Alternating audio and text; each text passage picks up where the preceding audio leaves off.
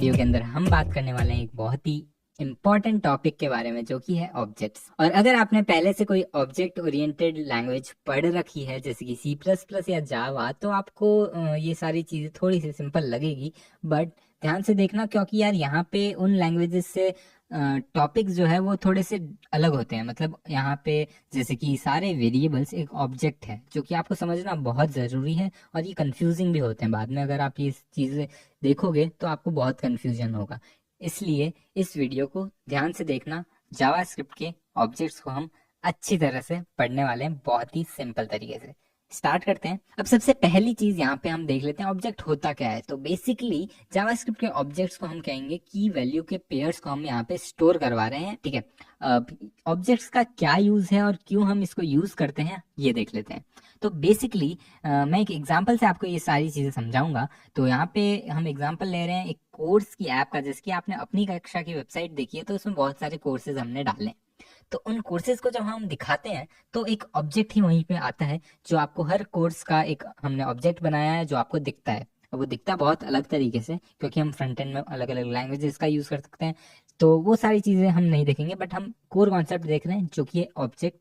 तो यहाँ पे सबसे पहली चीज हम किसी भी कोर्स में स्टोर करवाएंगे लेक्चर्स कितने होंगे। ठीक है, तो मान लो हमारे 10 लेक्चर्स होने वाले हैं, तो यहाँ पे मैंने स्टोर किया 10। ठीक है, फिर मैंने कहा सेक्शन हमारा कितने होने वाले हैं, अलग अलग सेक्शंस जो होते हैं कोर्स के अंदर, तो मान लो मैंने कहा 3 सेक्शन होने वाले हैं। ठीक है, फिर हमने कहा हमको यहाँ पे टाइटल स्टोर करवाना है, तो यहाँ पे मैंने लिखा टाइटल, और फिर हम यहाँ पे लिखते हैं जावा स्क्रिप्ट। अब यहाँ पे हमको ऑब्जेक्ट्स किस प्रकार से हेल्प करता है और हम क्यों ऑब्जेक्ट्स का यूज करेंगे, ठीक है, ये समझ लेते हैं। तो बेसिकली यार मान लो आपको ऐसे 100 अलग अलग कोर्सेज बनाने हैं, जिसके अंदर सिर्फ ये वैल्यूज नहीं और भी बहुत सारी वैल्यूज होने वाली है एक पर्टिकुलर कोर्स में।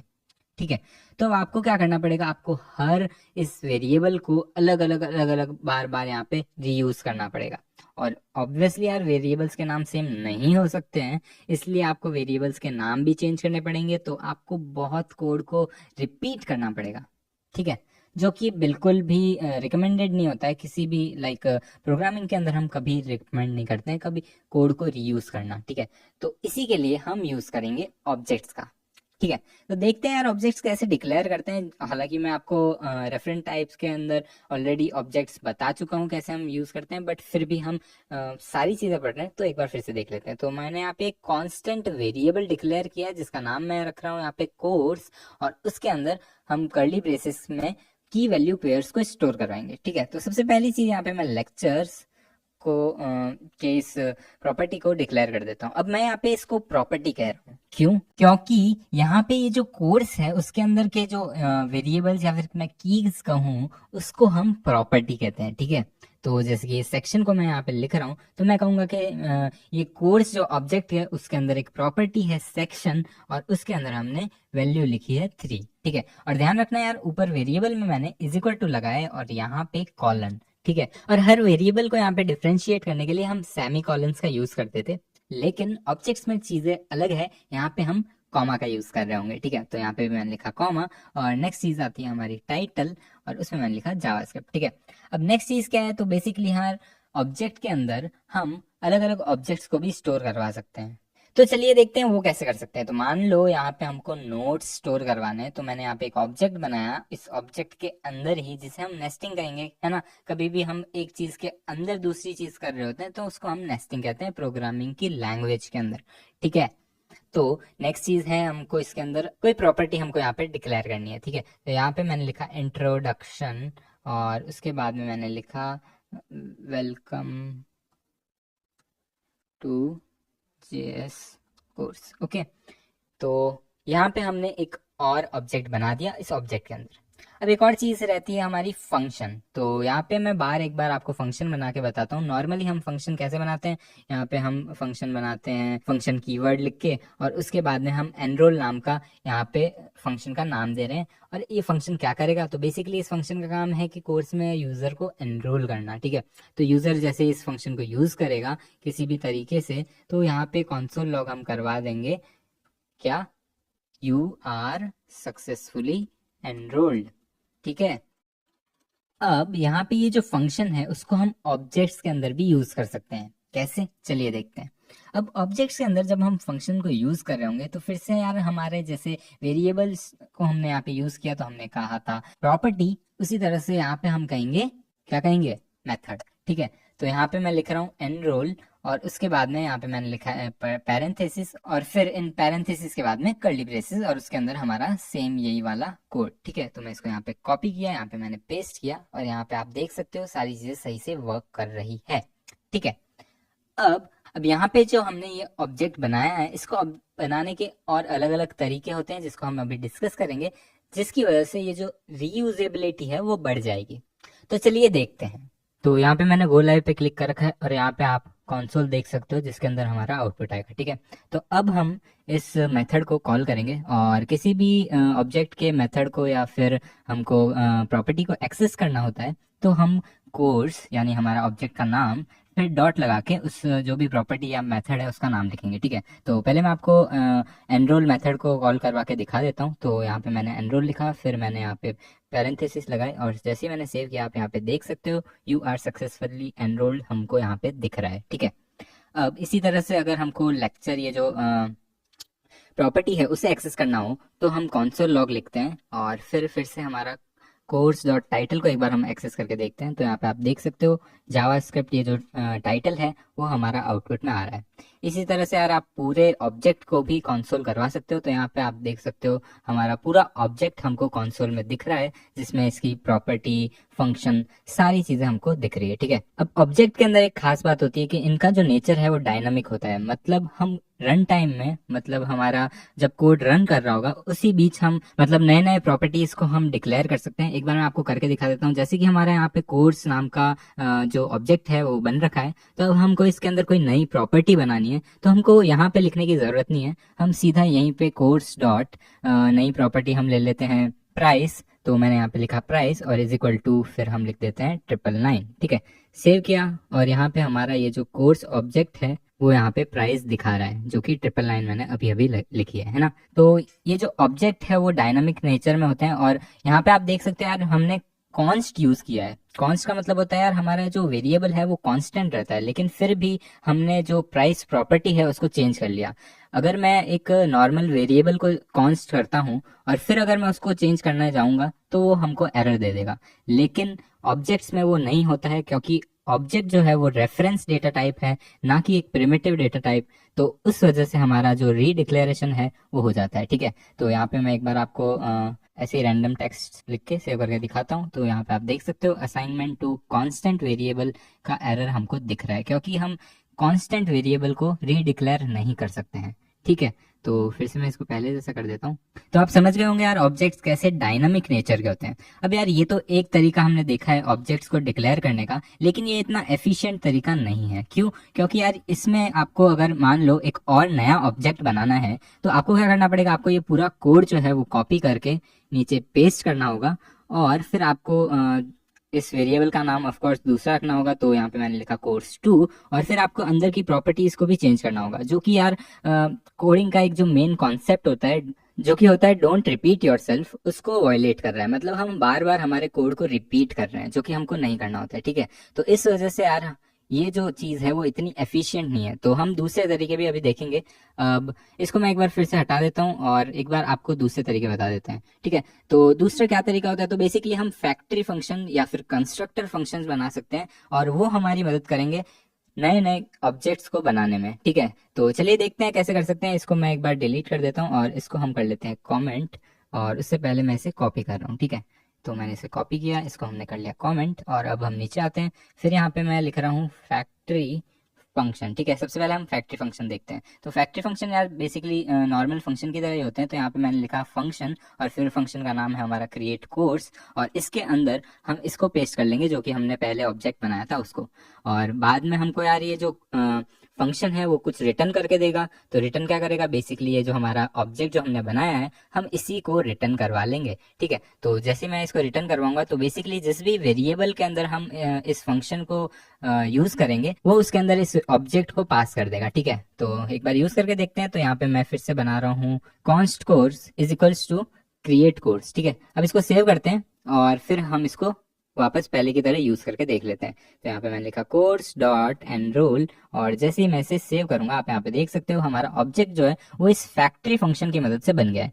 लेकिन यहाँ पे भी यार ड्राई कॉन्सेप्ट वायलेट हो रहा है, मतलब हम कोड को रिपीट कर रहे हैं क्योंकि हमने यहाँ पे कोर्स को 2 बार लिखा है और इस वेरिएबल की हमें ज़रूरत नहीं है, तो मैं इसे हटा देता हूँ। यहाँ पे हम लिखेंगे रिटर्न, और अब वापस मैं सेव करूँ तो सेम हमारा कॉन्सेप्ट जो है वो ऑब्जेक्ट का, तो यहाँ पे हमारा जो आउटपुट है वो सेम आ रहा है, ठीक है। लेकिन अगर हम एक और चीज़ यहाँ पे देखें तो हमने इस फंक्शन के अंदर ये जो ऑब्जेक्ट बनाया है उसकी जो वैल्यूज है वो प्री डिफाइंड करके रखी है ना, तो हमको उसे हटाना होगा। तो हम क्या करेंगे, हम यहाँ पे फंक्शन में आर्ग्यूमेंट्स ले लेंगे। तो जैसे कि मान लो हम यहाँ पे एक बार टाइटल ले लेते हैं और बाकी चीज़ों को हटा देते हैं, ठीक है। तो इसको मैं हटा देता हूँ और टाइटल को हम एज इट इज़ यहाँ पे वैल्यू में पास कर देंगे।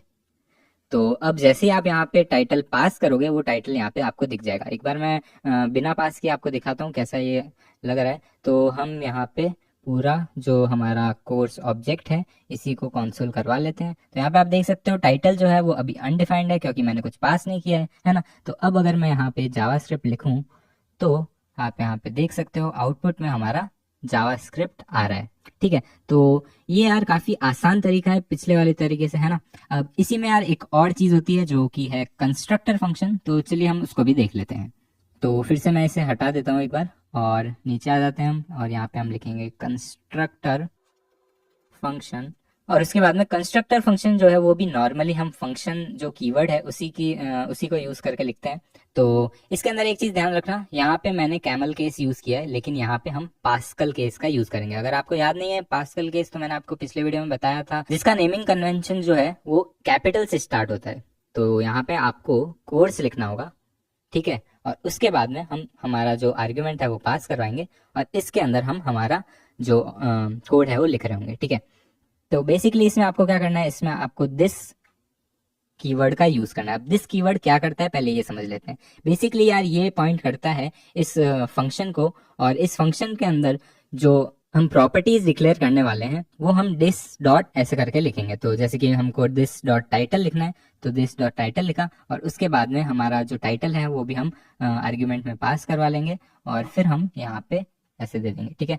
और उसके बाद में हमको यहाँ पे दूसरा अगर एक फंक्शन डिक्लेयर करवाना है वो भी हम दिस कीवर्ड को यूज करके ही बनाएंगे, ठीक है। तो यहाँ पे मैंने लिखा दिस डॉट एनरोल, और उसके बाद में हम यहाँ पे इज इक्वल टू फंक्शन, और यहाँ पे हमारा ये जो फंक्शन का कंसोल लॉग है उसको मैं पेस्ट कर लेता हूँ, ठीक है। तो ये हमारा कंस्ट्रक्टर फंक्शन जो है वो बन चुका है। अब इसको यूज कैसे करते हैं चलिए ये देख लेते हैं। तो यहाँ पे मैं नीचे आ जाता हूँ और उसके बाद में हम यहाँ पे लिखेंगे फिर से const course is equal to create course, नहीं वो हमारा पिछला वाला फैक्ट्री फंक्शन है, लेकिन यहाँ पे हम कोर्स ये जो कीवर्ड है इसका यूज करेंगे और इसमें पास कराएंगे हम जावास्क्रिप्ट, ठीक है।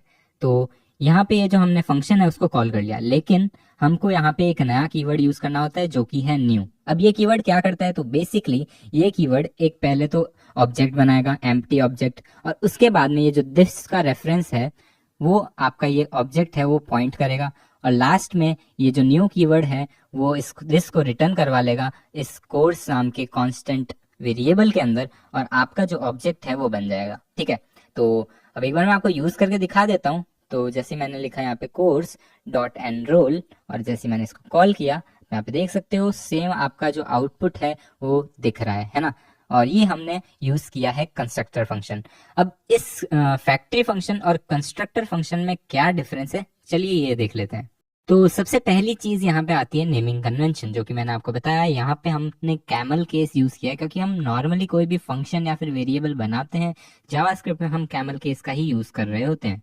लेकिन जब भी हम कंस्ट्रक्टर बनाते हैं चाहे वो कोई भी लैंग्वेज हो तो हम वहाँ पे जो क्लास का नाम होता है वही रखते हैं। अब हालांकि हमने क्लास वगैरह नहीं देखी है जावास्क्रिप्ट में, लेकिन अगर आप कोई और लैंग्वेज पहले से पढ़ चुके हो तो आपको पता होगा कि क्लास का जो कंस्ट्रक्टर होता है वो पास्कल केस नेमिंग कन्वेंशन को फॉलो करता है, ठीक है। तो सेम चीज यहाँ पे भी हो रही होगी, और यहाँ पे भी आपको पास्कल केस ही यूज करना है, ठीक है। दूसरी चीज यार यहाँ पे जो हम फंक्शन बनाते हैं उसको हम नॉर्मली एक फंक्शन की तरह यूज करते हैं, मतलब हम यहाँ पे कोई न्यू कीवर्ड का यूज नहीं कर रहे होते हैं। हम नॉर्मली ऐसे कॉन्स्ट लिखेंगे, फिर हमारा जो वेरिएबल का नाम है वो, और उसके बाद में हम यहाँ पे हमारा फंक्शन को यूज करेंगे, ठीक है। लेकिन सिमिलरली अगर हम बात करें कंस्ट्रक्टर फंक्शन की, तो इसके अंदर यार थोड़ी चीजें डिफरेंट है ना। यहाँ पे हमने दिस कीवर्ड का यूज किया है और साथ में न्यू कीवर्ड का यूज किया है। न्यू कीवर्ड क्या करता है, तो बेसिकली वो दिस जो कीवर्ड है उसको पॉइंट करता है एक एम्प्टी ऑब्जेक्ट के ऊपर और फिर वो रिटर्न करवा देता है, ऐसे जैसे हम नॉर्मली करवाते हैं। लेकिन वो न्यू कीवर्ड ऑटोमेटिकली रिटर्न कर देता है, इसलिए हमको खुद से मैनुअली रिटर्न करने की जरूरत नहीं है, वो ऑटोमेटिकली यहाँ पे न्यू की वजह से रिटर्न हो रहा है। अगर मैं इस न्यू को हटाऊं और यहाँ पे रिटर्न दिस करूंगा तो भी हमारा आउटपुट जो है वो सेम रहने वाला है, ठीक है, क्योंकि यार हम मैनुअली भी कर सकते हैं लेकिन न्यू कीवर्ड से उसकी जरूरत नहीं पड़ती है, ठीक है। तो बस यार ये था डिफरेंस फैक्ट्री फंक्शन और कंस्ट्रक्टर फंक्शन के बीच में। अब नेक्स्ट चीज मैं आपको बताने वाला हूँ डिलीट कीवर्ड के बारे में। तो बेसिकली जब भी हम वेरिएबल्स को डिलीट करते हैं तो हम डिलीट कीवर्ड का यूज कर रहे होते हैं। जैसे कि मान लो यहाँ पे हमने लेक्चर वेरिएबल बनाया है ना। अब हमको इसको हटाना हो तो हम क्या करेंगे, पहले मैं आपको बता देता हूँ नॉर्मली इसको कंसोल करके। तो यहाँ पे हमारा ये जो लेक्चर है वो अच्छे से चल रहा है ना, 10 हमारा आउटपुट आ रहा है। लेकिन अगर तो नेक्स्ट टाइम हम देखेंगे डिलीट कीवर्ड को यूज करके, तो बेसिकली यार किसी भी ऑब्जेक्ट की प्रॉपर्टी को अगर हमको हटाना होता है, जैसे कि मैंने आपको बताया था ऑब्जेक्ट्स डायनामिक होते हैं, हम रन टाइम के अंदर किसी भी नए प्रॉपर्टी को बना सकते हैं, है ना। तो उसी तरह से हम उसे डिलीट भी कर सकते हैं। तो जैसे कि मान लो ये कोर्स के अंदर हमारा टाइटल है, उसे आपको डिलीट करना है, ठीक है। तो आप क्या करोगे, आप यहाँ पे लिखोगे डिलीट कोर्स डॉट टाइटल, ठीक है। अब यहाँ पे ये जो टाइटल है वो डिलीट हो चुका है। अगर आपको देखना हो तो कंसोल डॉट लॉग कीजिए और उसके बाद में अंदर हम लिखेंगे हमारा कोर्स ऑब्जेक्ट, ठीक है। अब जैसे मैं इसे सेव करूंगा तो आप देख सकते हो यार वो जो टाइटल था वो यहाँ पे हट चुका है डिलीट प्रॉपर्टी की मदद से। और इसी के साथ में यार एक और चीज है, जैसे कि मान लो आपको एक नया फंक्शन बनाना है तो वो भी आप यहाँ पे कर सकते हैं। और उसके लिए आपको कोर्स डॉट अपने फंक्शन का नाम लिखना है। तो जैसे कि मान लो हमको एक नया फंक्शन बनाना है चेक एनरोलमेंट, ओके। तो हम क्या करेंगे, check enrolment is equal to function और फिर हमारा जो फंक्शन का डिक्लेरेशन है वो यहाँ पे लिख देंगे। तो बेसिकली हमको यहाँ पे कंसोल लॉग करवाना है, तो मैंने लिखा कंसोल लॉग और यहाँ पे हम आउटपुट कराते हैं 30 यूजर्स आर एनरोल्ड, ठीक है। तो अब अगर आप इसे यहाँ पे कंसोल लॉग में देखो तो हमारा जो चेक एनरोलमेंट फंक्शन है वो भी यहाँ पे डिक्लेयर हो चुका है, ठीक है। उसी तरह से आप इसे डिलीट भी कर सकते हैं डिलीट कीवर्ड की मदद से, है ना। तो ये सारी चीजें हम ऑब्जेक्ट्स में डायनामिकली कर सकते हैं, ठीक है। अब मैं इसे हटा देता हूँ और अब हम यार जावास्क्रिप्ट का सबसे कंफ्यूजिंग टॉपिक देखने जा रहे हैं। तो बेसिकली यार सबसे पहले मैंने आपको डेटा टाइप्स के बारे में बताया था और उसमें हमने देखा था प्रिमिटिव डेटा टाइप्स होते हैं कुछ और कुछ होते हैं रेफरेंस डेटा टाइप्स, और हमने उनके डिफरेंसेस और क्या होते हैं वो सब पढ़ा था। लेकिन क्या हो अगर मैं कहूँ कि सारे जो प्रिमिटिव डेटा टाइप है वो भी ऑब्जेक्ट के अंदर ही आते हैं, और मैं सिर्फ ये कहूंगा नहीं, मैं आपको प्रूव भी करके दिखाऊंगा। लेकिन आप सोचोगे यार स्टार्टिंग में मैंने आपको टाइप ऑफ ऑपरेटर की मदद से समझाया भी था कि सारे जो हमारे डेटा टाइप्स है वो हमने एक एक करके देखे थे। बुलियन अगर हम डिक्लेयर कर रहे थे तो उसमें टाइप ऑफ में बुलियन दिखा रहा था आउटपुट। तो अब मैं ऐसे कैसे कह सकता हूँ कि वो ऑब्जेक्ट है, तो चलिए एक बार देखते हैं। तो बेसिकली यार यहाँ पे हमको एक मेथड के बारे में जानना होगा जो कि है कंस्ट्रक्टर मेथड, जो कि हर ऑब्जेक्ट के अंदर प्री डिफाइंड होता है। तो बेसिकली मैं यहाँ पे एक नया ऑब्जेक्ट बना देता हूँ और फिर आपको बताऊंगा कि कंस्ट्रक्टर मेथड क्या होता है। तो यहाँ पे मैंने एक नया ऑब्जेक्ट बना दिया फिर से और इसमें मैंने जावास्क्रिप्ट लिख दिया, ठीक है। तो ये हमारा कोर्स ऑब्जेक्ट बन चुका है। तो अब हम देखते हैं कि ये जो कोर्स ऑब्जेक्ट है वो बना कौन से फंक्शन से है, मतलब उसका कंस्ट्रक्टर फंक्शन कौन है, ठीक है। तो यहाँ पे मैं लिखता हूँ कंसोल डॉट लॉग, फिर मैंने लिखा कोर्स डॉट कंस्ट्रक्टर, ठीक है, और सी इसका छोटा होना चाहिए। अब जैसे ही मैं इसको सेव करूंगा आप यहाँ पे देख सकते हो कोर्स फंक्शन जो है जो कि हमने यहाँ पे लिखा है वो एग्जैक्टली हमको आउटपुट होके दिख रहा है। मतलब ये कहना चाहता है कि यार ये जो कोर्स ऑब्जेक्ट है वो कौन से फंक्शन से बना है, कोर्स फंक्शन से बना है। सिमिलरली इसी को मैं एक बार कॉपी करता हूँ और ये जो न्यू कोर्स है इसका मैं कंस्ट्रक्टर फंक्शन देखता हूँ, ठीक है। तो एक बार इसको हम क्लियर कर देते हैं और आप यार एक बार गैस करो कि ये जो फैक्ट्री फंक्शन है उससे हमने ये न्यू कोर्स बनाया है तो इसका कंस्ट्रक्टर कौन होगा। क्या ये फैक्ट्री फंक्शन इसका कंस्ट्रक्टर फंक्शन है या कोई और फंक्शन होगा, एक बार सोचिए, फिर हम एक बार इसको देखते हैं, ठीक है। तो जैसे मैंने सेव किया आप यहाँ पे देख सकते हो ये जो न्यू कोर्स है उसका कंस्ट्रक्टर है ऑब्जेक्ट फंक्शन। और ये जो ऑब्जेक्ट फंक्शन है वो नेटिव कोड है, बेसिकली ये जावास्क्रिप्ट इंजन के अंदर ऑलरेडी लिखा गया है। और जब भी हम कोई फैक्ट्री फंक्शन या फिर ये ऑब्जेक्ट लिटरल का यूज करके एक फंक्शन बनाते हैं तो जावास्क्रिप्ट अंदर क्या करता है ना, तो बेसिकली जैसे कि यहाँ पे मैंने लिखा है ये कोर्स, न्यू कोर्स जावास्क्रिप्ट,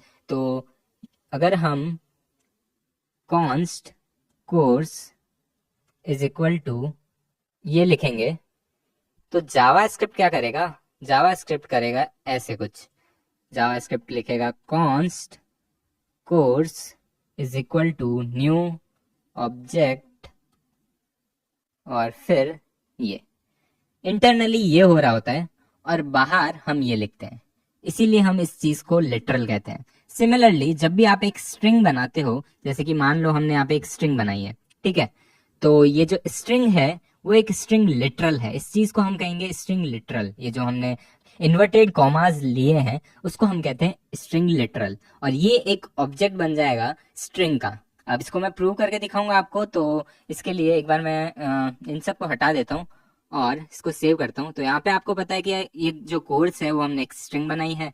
अब इसके अंदर कुछ प्री डिफाइंड मेथड होते हैं इस ऑब्जेक्ट के, ठीक है, तो उसको अगर हम एक्सेस करेंगे तो आप समझ जाओगे यार ये एक ऑब्जेक्ट है, जब भी तो इसके पास कुछ मेथड्स है ना। तो यहाँ पे जैसे मैंने कोर्स लिखा तो आप देख सकते हो यार नीचे हमको इसका आउटपुट दिख रहा है जो कि है एक स्ट्रिंग, लेकिन अगर मैं डॉट लिखूं तो आप देख सकते हो डॉट लेंथ जो कि इसके अंदर एक प्रॉपर्टी है वो यहाँ पे दिख रही है ना।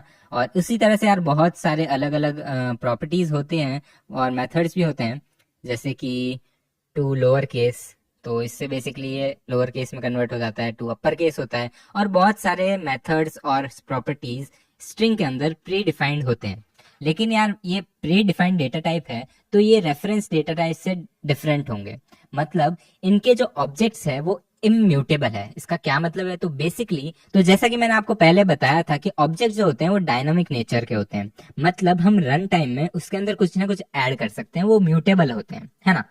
लेकिन ये वाले जो प्रिमिटिव डेटा टाइप्स है वो सारे हैं तो ऑब्जेक्ट ही, लेकिन क्योंकि वो प्री डिफाइंड है उसके अंदर जो मेथड्स और प्रॉपर्टीज है वो जो पहले से आ रही है सिर्फ उन्हीं को हम एक्सेस कर सकते हैं, हम कोई नई प्रॉपर्टी या मेथड उसमें डिक्लेयर नहीं कर सकते हैं, इसीलिए वो इम्यूटेबल है, ठीक है। तो अगर मैं इसमें कोर्स डॉट मान लो XYZ इज इक्वल टू कुछ भी कर देता हूं तो उसका आउटपुट अनडिफाइंड आएगा। तो यहाँ पे आप देख सकते हो यार मैंने पहले XYZ लिखा, उसके अंदर कुछ वैल्यू डाली, लेकिन अगर हम फिर से उसको कंसोल करवा रहे हैं तो उसका आउटपुट अनडिफाइंड आ रहा है, क्योंकि वो इम्यूटेबल है। आप चाहे कुछ भी कर लो उसके अंदर आप कुछ भी डिक्लेयर नहीं कर सकते, वो इम्यूटेबल वैल्यू होती है, ठीक है। तो ये तो हमने बात कर ली वेरिएबल्स की और प्रिमिटिव डेटा टाइप्स की, लेकिन अब मैं आपको बताता हूँ रेफरेंस डेटा टाइप्स के बारे में। तो बेसिकली फंक्शन भी एक रेफरेंस डेटा टाइप का ही पार्ट है, मतलब फंक्शन भी जावास्क्रिप्ट के अंदर एक ऑब्जेक्ट ही होने वाला है, ठीक है। तो ये जो कोर्स फंक्शन है वो भी एक ऑब्जेक्ट ही है। थोड़ा सा कंफ्यूजिंग आपको लगेगा कि ये फंक्शन है लेकिन ये ऑब्जेक्ट है, ये आप क्या बोल रहे हो, तो इसको भी मैं आपको प्रूव करके दिखा देता हूँ। तो यहाँ पे हम आते हैं, इसको एक बार मैं क्लियर कर देता हूँ और यहाँ पे मैं लिखता हूँ कोर्स डॉट कंस्ट्रक्टर, ठीक है। अब जैसे मैंने एंटर किया आप यहाँ पे देख सकते हो इसका कंस्ट्रक्टर है फंक्शन। तो जब भी हम कोई फंक्शन बनाते हैं तो उसका कंस्ट्रक्टर फंक्शन होता है फंक्शन, ठीक है।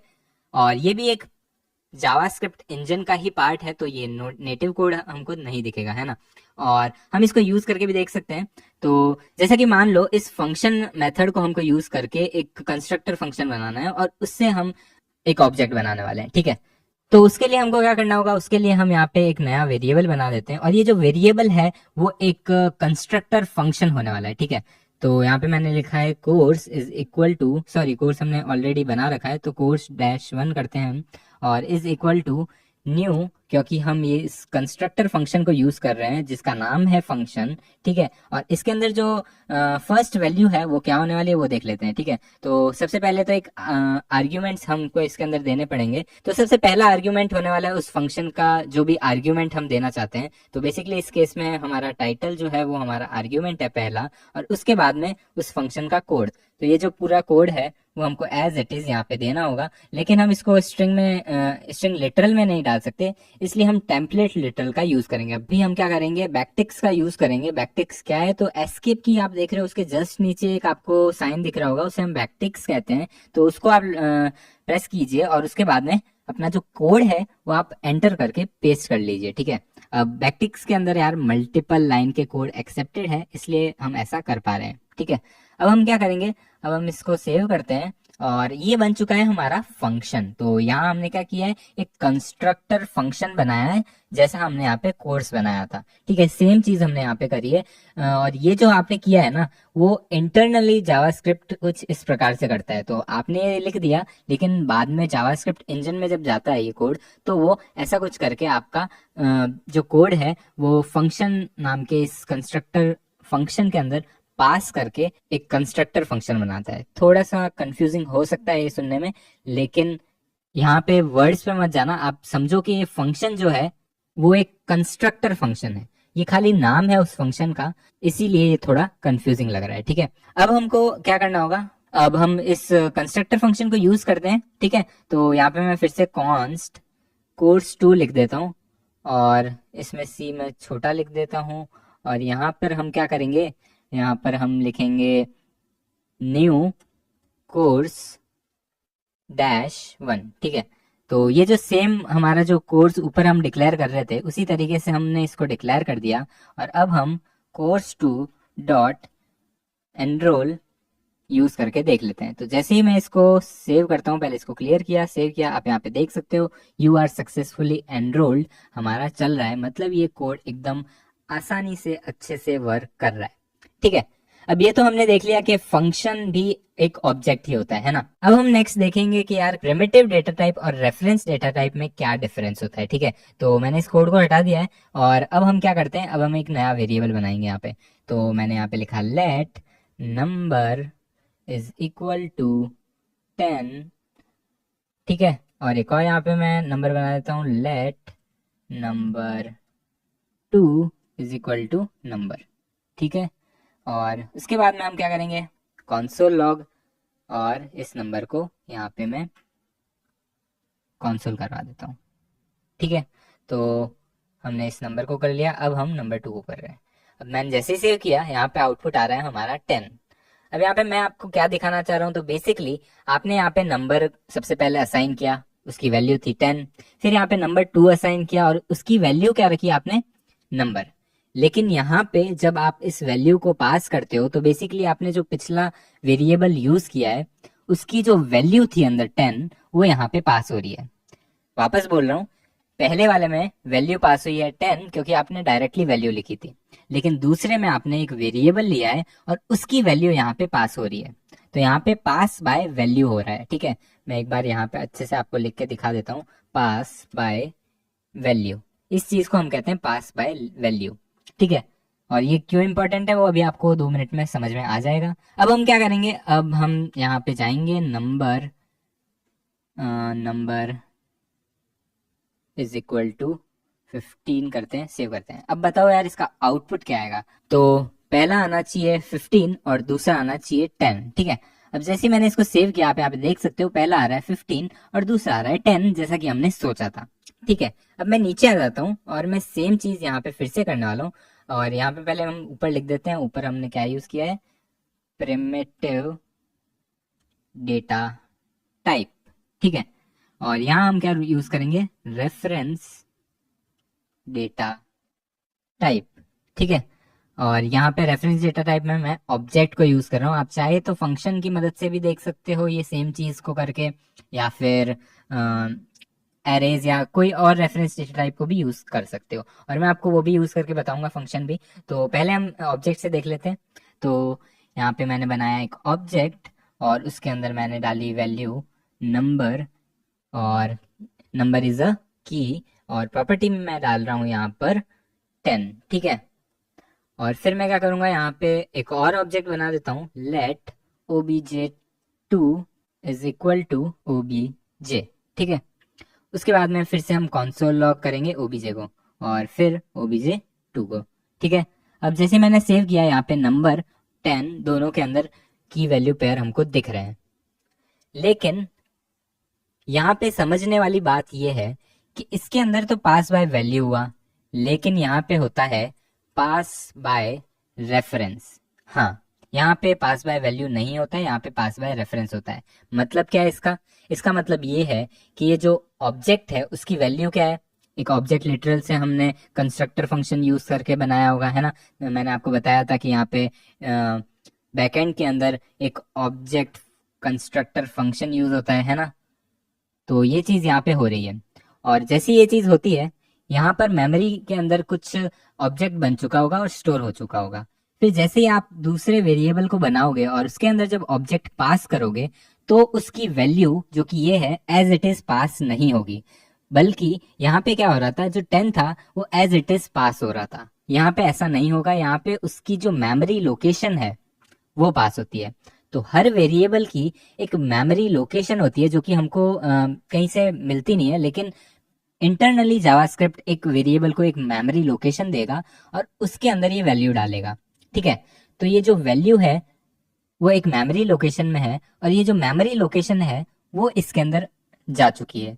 ठीक है, तो जैसे ही आप ऑब्जेक्ट को चेंज करोगे, क्योंकि ऑब्जेक्ट की जो मेमोरी लोकेशन है वो सेम है दोनों वेरिएबल्स के अंदर, तो पहला और दूसरा दोनों वेरिएबल की जो प्रॉपर्टी है वो चेंज हो जाएगी।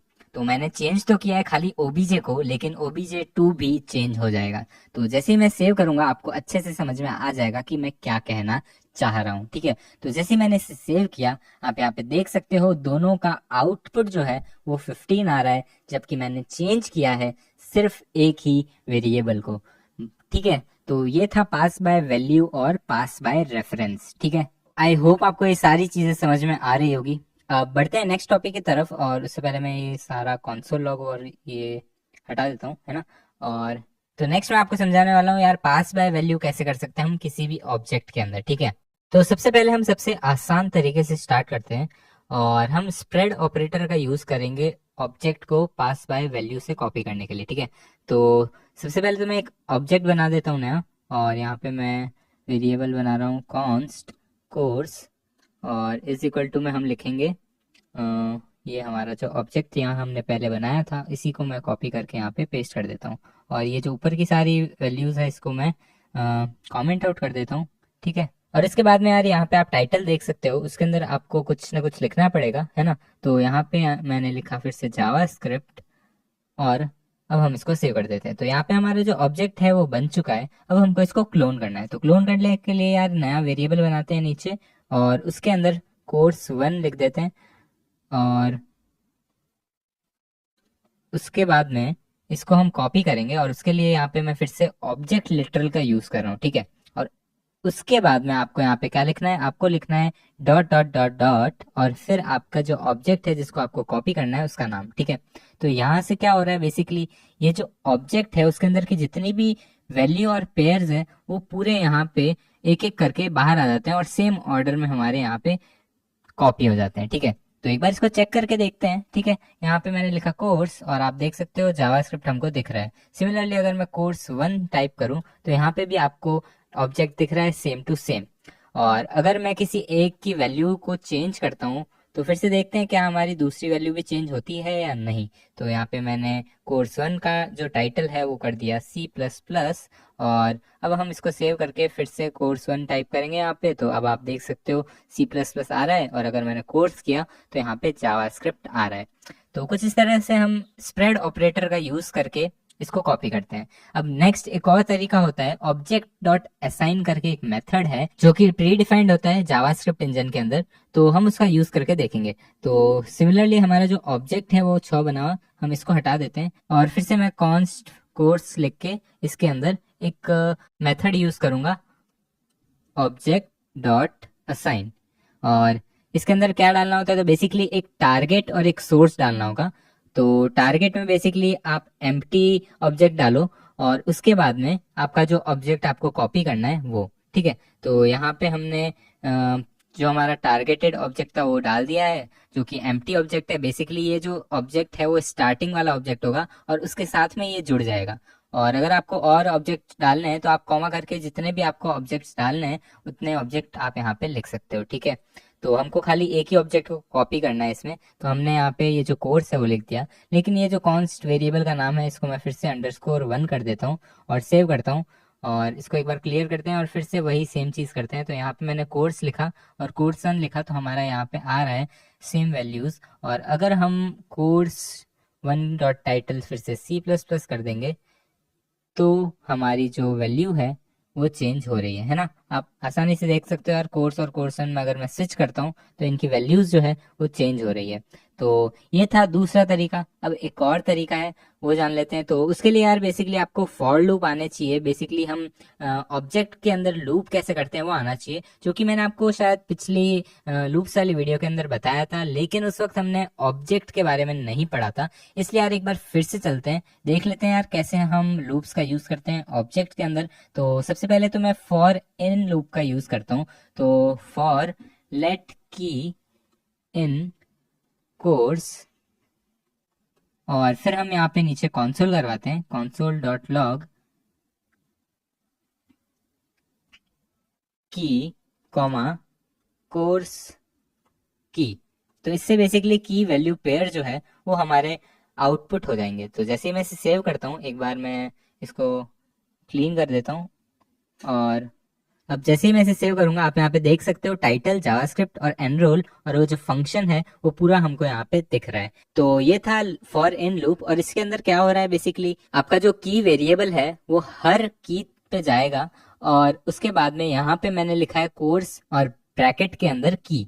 अब फॉर इन लूप के अंदर क्या हो रहा है, तो बेसिकली यहाँ पे कंसोल लॉग के अंदर एक तो की आ रहा है। अब की क्या है, तो बेसिकली इस कोर्स ऑब्जेक्ट के अंदर एक की है टाइटल, वो हमारी यहाँ पे आउटपुट में आ रही है। फिर जो एनरोल है वो भी एक की है, तो वो हमारा जो आउटपुट में है वो आ रहा है। और कोर्स ब्रैकेट की जो हमने लिखा है उससे जो उसकी वैल्यू है वो आउटपुट कर रही है, ठीक है। तो ये बहुत ही सिंपल लूप है फॉर इन। दूसरा एक और लूप हम यूज करके देखते हैं, जो कि है फॉर ऑफ लूप।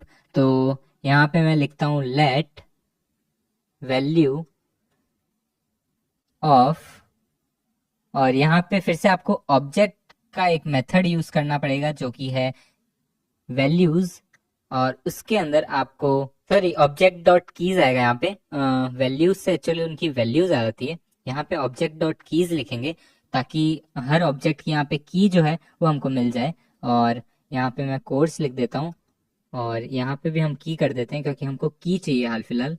और जो बाकी की चीज़ है कंसोल लॉग वो हम सेम रखने वाले हैं, ठीक है। तो जो मैंने पहले लिखा था वही मैं फिर से यहाँ पे लिखने वाला हूँ। तो यहाँ पे हम क्या लिख देते हैं, सबसे पहले तो की और कॉमा में कोर्स की, ठीक है। अब एक बार हटा के फिर से सेव किया तो यहाँ पे आप देख सकते हो सेम आउटपुट आ रहा है। लेकिन इस बार क्या हो रहा है, इस बार यहाँ पे थोड़ी डिफरेंट चीजें हो रही है।